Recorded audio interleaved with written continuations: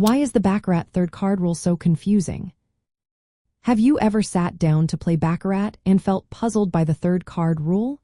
You are not alone. Many players find this aspect of the game tricky. The confusion primarily arises from a set of conditional rules that dictate when a third card is drawn. Unlike other casino games where players make choices, Baccarat has fixed rules that everyone must follow. At the beginning of a round, both the player and the banker receive 2 cards. If either hand totals 8 or 9, that is called a natural, and no third card is drawn. If neither hand has a natural, the player's hand is evaluated first. If the player's total is between 0 and 5, the player must draw a third card. If the total is 6 or 7, the player stands and does not draw. Now, here comes the tricky part. The banker's decision on whether to draw a third card depends on both the banker's total and the player's third card, if one is drawn.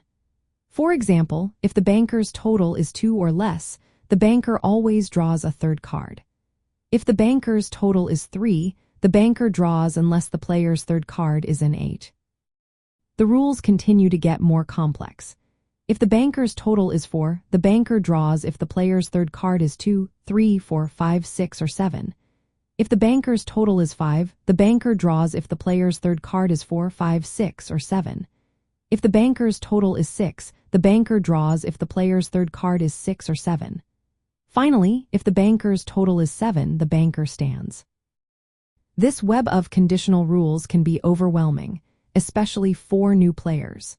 The dealer or caller at the table typically manages these decisions, which can provide some relief.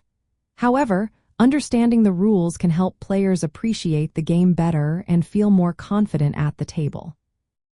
The interaction between the players and banker's third card draws adds layers of complexity that are not always easy to grasp. This is especially true since the player's third card can influence the banker's decision in certain situations.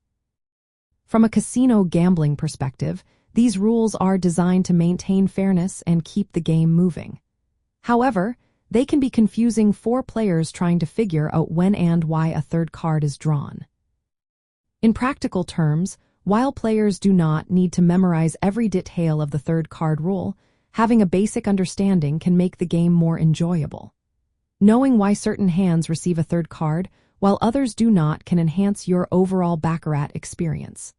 So, next time you sit down to play, keep these rules in mind, and you may find the game a bit less confusing.